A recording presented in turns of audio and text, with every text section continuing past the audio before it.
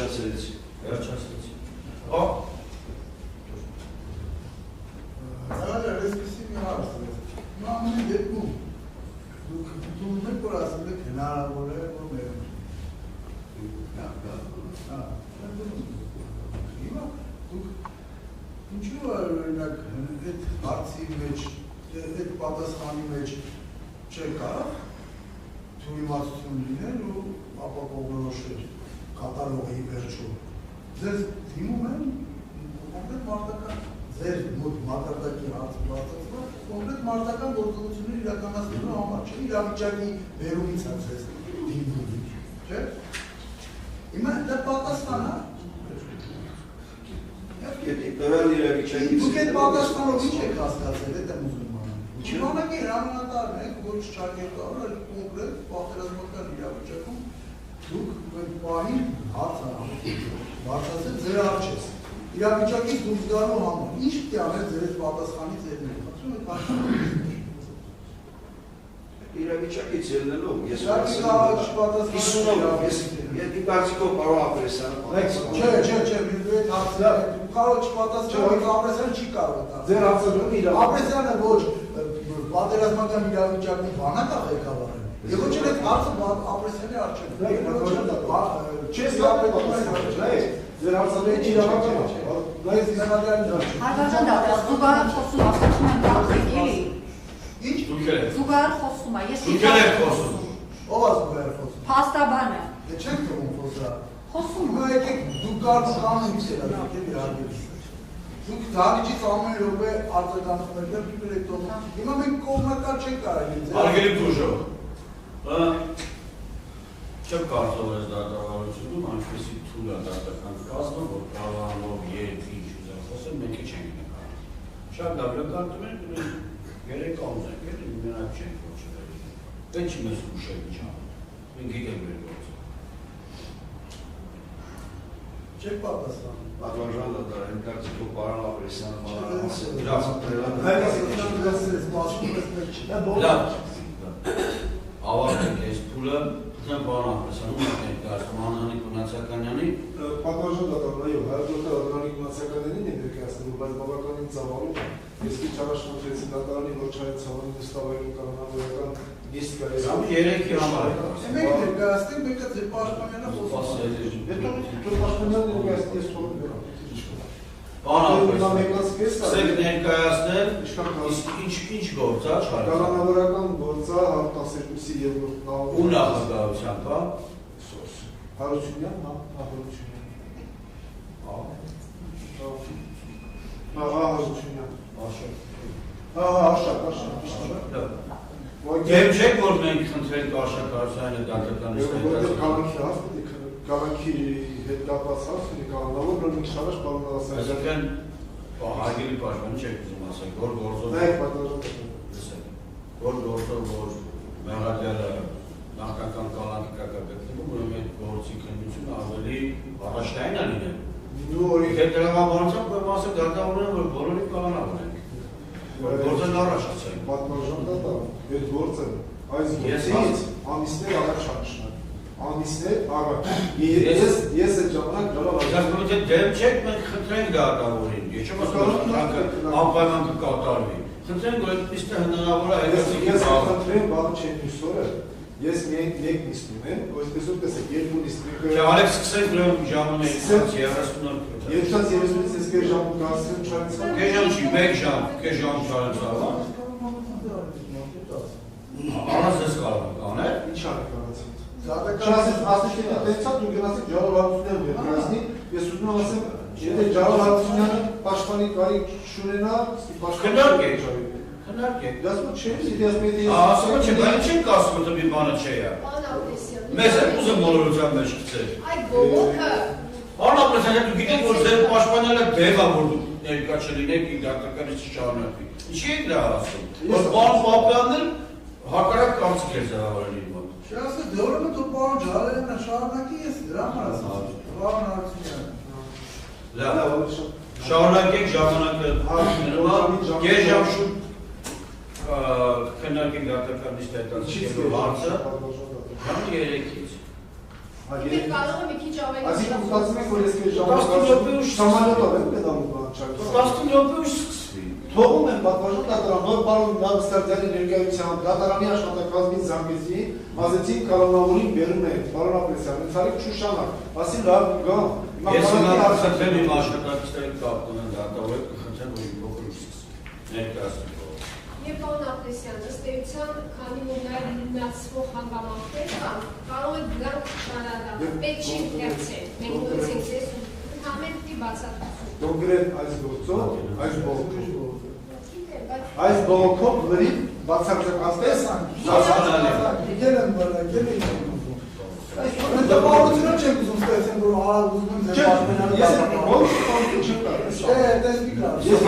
այսքան մարդու Ես գիտեմ, որ ձեր հարություն կան տասնյակ գործեր և դուք չեմ հասկանում, օրինակ ինչ նախնդիրը, որ չեմ կարող այս բողոքը բաղլեսել Այդ չեմ հասկանում Այո, ինչ նախնդիրը Ես վշտան տուրիստները հետազգիրը Եվ մի հետազգեք, ես ընդրում եմ, որ հետազգեք Պապացիկից էի խոսում Ես ուզում եմ տարբերություն ասեմ ուրիշ գործերի Դուք էլ եք մասնակցել, ոչ մի գործով սեզ չենք տողում ժամերը բողոք կարդան Էդ չի ձևազեք, իրեկար բողոք եք բրե, կարդում եք մի հատ եմ լսեք էլի Որ մի գործով եք մասնակցել վերակրնիշ քերական դատարանում, նա դուք եք բողոք բերել, մի հատ եմ 4 պարտանի բողոք Դրա մասին է խոսքը, հասկանում եք, մենք երրորդ նիստը ձեր բողոքն ենք լսում, ձեր իքրան դատարան Ես միառ բողոքները Դե ուրեմն տարբերություն զգացել Տարբերություններ Լավ, շարունակեք պարոն Ապրեսյան Ուրեմն պարոն վնասականների բողոքն են, կողմից բերված բողոքն են ներկայացնում և Տեսեք դուք եք տերմինաբանությունն ասում, որ ներկայացնել չի Քրեական ղեկավարությունում բացատրություն տալը Բացատրություն եմ տալիս պարոն գտել բողոքի հետ կապված Եվ պարոն Մասականյանը իր բողոքում ինքնես գտել է, որ դատական ակտը հակասում է քրեական ղեկավարության բազմաթիվ սկզբունքների և օրենսդրական պահանջներին, մասնավորապես վկայակոչել է քրեական դատավարության լեզվիրքի 354, 372, 375 հրապարակում չեմ անդրադառնում դրանց հոդվածներին և արդյունքում եզրահանգել են, որ առաջին ացերի դատարանը վարույթի ընթացքում և դատավճիռ կայացնելիս թույլ է տվել քրեական դատավարության լեզվիրքով սահմանված մի շարք սկզբունքների խախտումներ, մասնավորապես խախտել է անմեղության կանխավարկածի, կողմերի հավասարության, մրցակցության, պաշտած ապացուցման սկզբունքները։ Փաստական հանգամանքների մասին առաջին ացերի դատարանի դատավճիռում շարադրված դատարանի հետևությունները չեն համապատասխանում առաջին ացերի դատարանում հետազոտված ապացույցներին։ Դատավճիռ կայացնելիս առաջին ացերի դատարանը թույլ է տվել նյութական օրենքի խախտում, մասնավորապես սխալ մեկնաբանման արդյունքում որևէ հակաիրավական արարք չկատարած հարցությունների նկատմամբ կիրառել է քրեական օրենսգրքի նախկին 376-րդ հոդվածի 3-րդ մասը, որի հետագա չէ կիրառման։ Դատարանի կողմից թույլ տրված վերոգրյալ խախտումներից յուրաքանչյուրն ազդել է վարույթի ելքի վրա։ Այսպես, հարցություններին առաջադրված մեղադրանքի փաստական հանգամանքը ամբողջ ծավալով հաստատված համարելիս և հարցությունյանի մեղավոր ճանաչելիս դատարանը դատաքննության ընթացքում հետազոտված ապացույցները չի գնահատել ազատ և բարեխիղճ, անտեսել և որևէ գնահատականի չի արժանացել դատաքննության ընթացքում հետազոտված մի շարք ապացույցներ, չփարատված կասկածները չի մեկնաբանել ոգուտ մեղադրյալի հանգամանքներին չի ստուգել իր պաշտպանություն մեղադրյալի բերված և պաշտած ձևակերպված փաստարկները և դրանց որևէ գնահատական չի տվել։ Մասնավորապես, հակառակորդի զինված ուժերի հարձակման հետևանքով Զորամասի D20 դիվիզիոնի մարդկային ուժի և զինտեխնիկայի կորուստների վրա հասնելը պայմանավորված է եղել D20 դիվիզիոնի ղեկավարումը իրականացնող հրամանատարական մի շարք օղակների թույլ տված սխալներով, որոնք հանգեցրել են D20 դիվիզիոնի կորուստների անմիջական պատճառի։ Մասնավորապես, վախի ու սարսափի մթնոլորտ և խառնաշփոթ ստեղծելը, դիտակետեր չծավալելը, դիտորդներ չնշանակելը, հաջորդել, դիրքերը պահպանության և պաշտպանության համար չնախապատրաստելը, ինչպես նաև ինժեներական առումով դիվիզիոնի գրակային դիրքերը, եւ հրամանատարական դիտարկները չկահավորելը, չթողարկելը, հաջորդը կարևոր տեղեկությունները որպես խոճապ ներկայացնելը եւ հակառակորդի անհատականացնող հատկանիշները չկարևորելը։ Սակայն այս խախտումները որևէ կերպ պայմանավորված չեն եղել ջավահարությունների ներսագրելով գործողություններով եւ հանդիսանում են D20 դիվիզիոնի անմիջական ղեկավարության թույլ տված բազմաթիվ խախտումների արդյունք։ 2020 թվականի հոկտեմբերի 12-ի դուրսությամբ D20 դիվիզիոնի տեղակայման վայրի Ջովարնու կոչվող տարածքում տեղակայվելու որոշումը արդեն իսկ հրամանատարների կողմից բացասական եւ կարգապահային տրամադրությամբ էր ընդունվել, ինչը ունեցել է օբյեկտիվ եւ սուբյեկտիվ պատճառներ, եւ ինչը ավելին իր ազդեցությունն է թողել Զորամասի հրամանատարի տեղակալ հրետանու պետ Նորար Հայրապետյանի եւ D20 դիվիզիոնի հրամանատար Թոմասյանի ու նրա ստորատաս սպաների գործողությունների, ինչպես նաեւ ընդհանուր իրադրության եւ դրա նկատմամբ հրամանատարության վերաբերմունքի վրա։ Այսպես, գործով հետազոտված ապացույցների համակցությամբ Գենադի Բաղդասարյանի, Հայկ Թովմասյանի, Գևորգ Գևորգյանի մեր առաքելների ցուցմունքներով ապացուցված է, որ եղել է որոշակի իմաստություն եւ լարվածություն D20 դիվիզիոնի հրամկազմի մոտ Ջովարնու կոչվող վայրում տեղակայվելու որոշման կապակցությամբ։ Մինչ այդ դիվիզիոնի հրամանատարությունը 9-րդ կիլոմետր կոչվող հատվածից իր նախաձեռնությամբ անվտանգության նկատառումներով նահանջել է ջրաշխարհ։ Այնուհետև Բաղդասարյանը պահանջել է, որ կրկին առաջ տանել դիվիզիոնը, ինչը կատարվել է, եւ նրանք տեղակայվել են Ջովարնու կոչվող տեղանքում։ Ու ճիշտ ասած տեղանքի հարցը մենք հստակ չենք կարող ասել, որ կոնկրետ Բաղդասարյանն է որոշել։ Չի բացառում, որ կոնկրետ տեղանքի հարցը որոշած լինի Հայրապետյանը եւ Թևոսյանը։ Դրանից մեկ օր հետո D20 դիվիզիոնը նորից է իր նախաձեռնությամբ նահանջել ջրաշխարհ կոչվող տեղամաս։ Սակայն Գենադի Բաղդասարյանը կրկին պահանջել է, որ վերադառնան Ջովարնու, թե Նորար Հայրապետյանը, Հայկ Թոմասյանը, թե Գևորգ Գևորգյանը եւ Մեհեր Աղաքելյանը եւ այլ սպաները դժգոհել են, սակայն իբրչով չուզենալով ենթարկվել են։ Դե մի միտք արտահայտում Նորար Հայրապետյանը, ասում է, երբ որ Թևոսյանը դժգոհություն հայտնեց, ասեցի կարող է իմ սրտով ա եւ կարող է զանգի գենային։ Բառացիոն են, ասինքն չեն ուզել գնալ եւ դատական քննության ժամանակ բանը այդ ցուցմունքը եղել, որ Թևոսյանի խոսքին Նորերը դեցավ, սանեք ու սպաները ցուցմունք են տալիս։ 9-րդ կիլոմետր հատվածից Հայկ Թոմասյանի որոշմամբ նահանջելուց հետո երկու անգամ մի քանի օրվա մեջ Գենադի Բաղդասարյանը առանց համաձայնեցնելու համազորային հրամանատարի, այսինքն Չոր Զորամասի հրամանատարի հետ պահանջել է եւ հրամայել է տեղակայվել արխիվում, այսինքն D20 դիվիզիոնի հրամանատարության կարծես ստիպողաբար տեղակայել այդ դիրքում, ինչը եւ հանգեցել է մի վիճակի, երբ հրամանատարական կազմը չի ցանկացել կանոնադրությանը համապատասխան ամրանալ այդ դիրքում, պատրաստ լինել պաշտպանության, այլ նրա փոխարեն պատրվակ է փնտրել այդ դիրքերը թողնելու եւ կրկին նահանջելու համար։ Կարծում ենք, որ հենց այս փախստային տրամադրության կանխարգելման եւ զսպման համար Նորար Հայրապետյանը ի վերջո ընկել է մեկ այլ ծայրահեղության մեջ եւ կարևոր տեղեկությունները հակառակորդի վերաբերյալ որակել է որպես ոչ կարևոր, այլ խոճապ պանիկա առաջացնող, թույլ չտալով Հայկ Թևոսյանին շարունակել դիրքը լքելու իր գործողությունները եւ այդ հանգամանքի վերաբերյալ արկայում մանրամասն ցուցմունքներ։ Ի վերջո D20 դիվիզիոնի հրամանատարությունը ներքին հակասություններով, բախտով, խոճապով եւ ծայրահեղ անդրմաբանական քայլերով պայմանավորված դարձել է իր պարտականությունների կատարման համար ոչ վիտամին։ Հրազիմաց ուժերում գործող մի շարք նորմատիվների պահանջները եւ կանոնները չեն կատարվել եւ պահպանվել։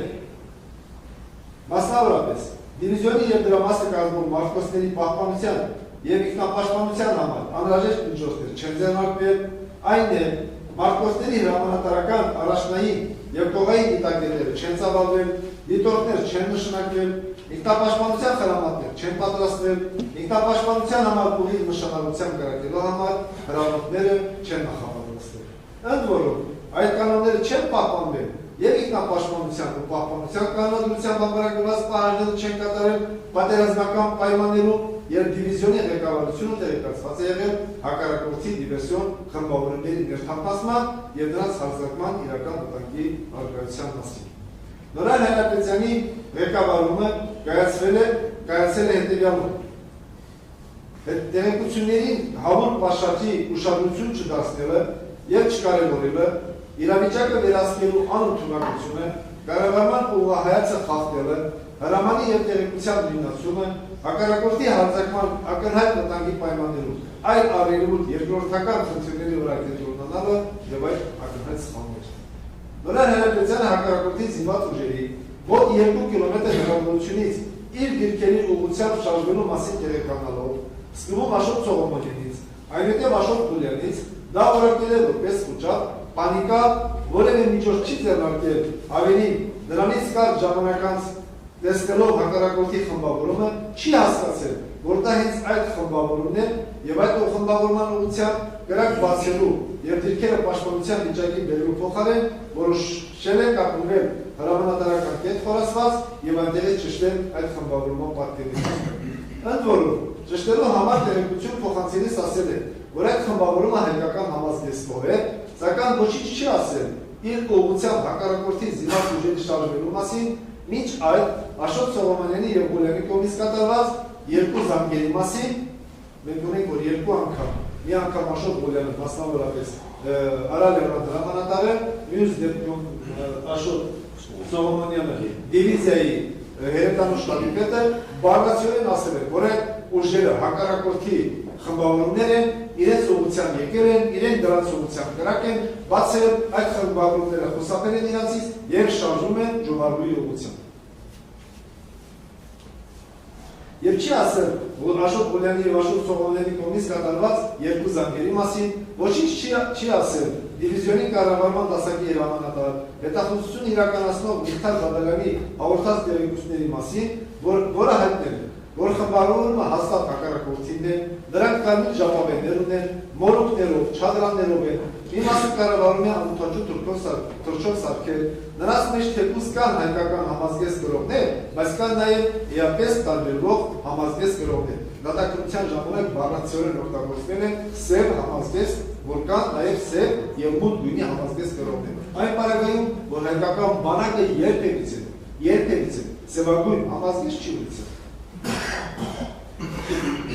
Բացի դրանից, Նորան Հայրապետյանը խիստ տարօրինակ վարքագիծ է դրսևորել նաև դիվիզիոնի դիտակետ բարձրանալուց հետո,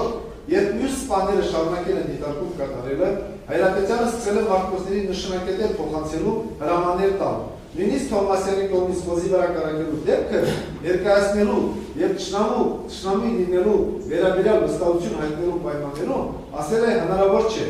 ինչը նախորդ տեղեկությունների համատեքստում առնվազն անտրամաբանական։ Հայկ Թովմասյանի կողմից վախի մթնոլորտ և խառնաշփոթ ստեղծելը կայացել է հետևյալում. դիվիզիոնի պահպանության և ինքնապաշտպանության դիտակետերի ծավալման, դիտորդների նշանակման, մարտկոցի հրամանատարների, ավագ սպաների, պաշտոնների ստանձնման և իրենց գործառույթների իրականացման նկատմամբ վերահսկողության բացակայություն, սխալ հրամաններով պաշտպանության անընդունակ վիճակ ստեղծելը։ Մյուս սպաների ակնհայտ թերացումը հետևյալն է. ճիշտ է, Հայկ Թովմասյանի կողմից ով ոնց կարող է փախչի հրամանի արձակումը նշանակում է, որ շտորին ուղղակի հրամանատարները ազատվում են պատասխանատվությունից և այլևս ղեկավարման և կազմակերպական պատասխանատվություն չեն կրում, բայց հաշվի առնելով, որ Հայկ Թովմասյանի վերոնշված հրամանը ակնհայտ ապօրինի է եղել, ներքին ուղղակի հրամանատարները ունեն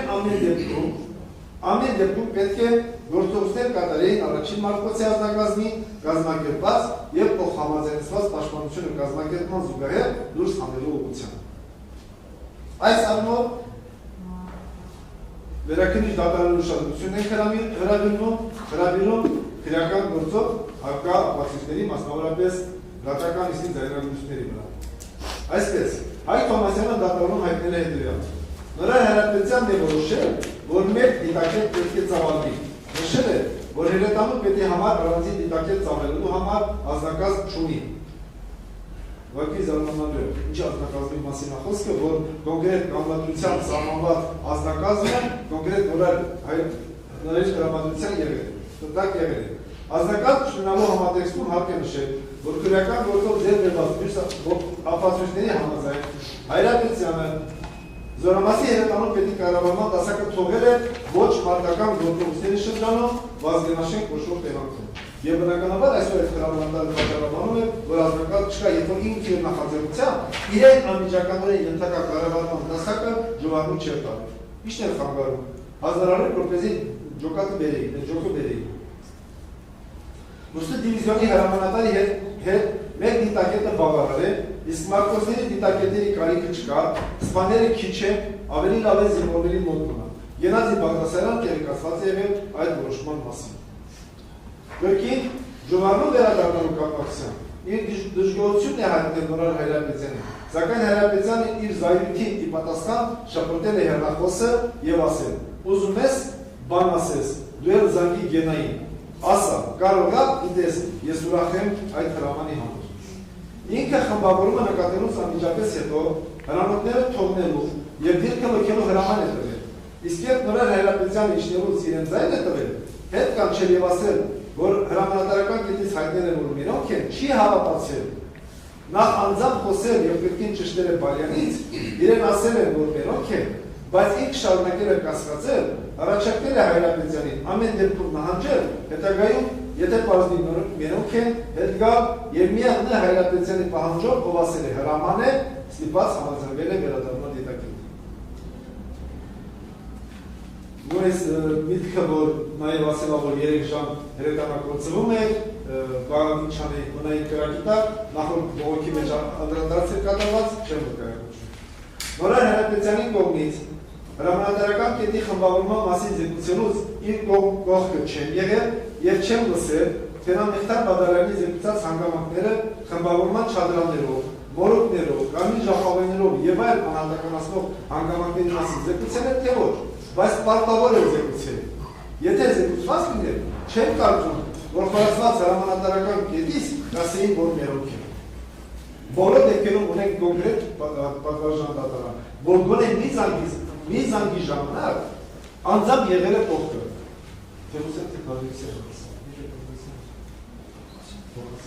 Բոլոր դեպքերում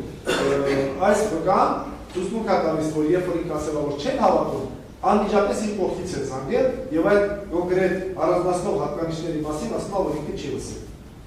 Հիշում են, որ նույն օրը ժամը 11-ից 12-ի կողմերը Հայրապետյանը հեռախոսով խոսալով գնաց մի կողմ,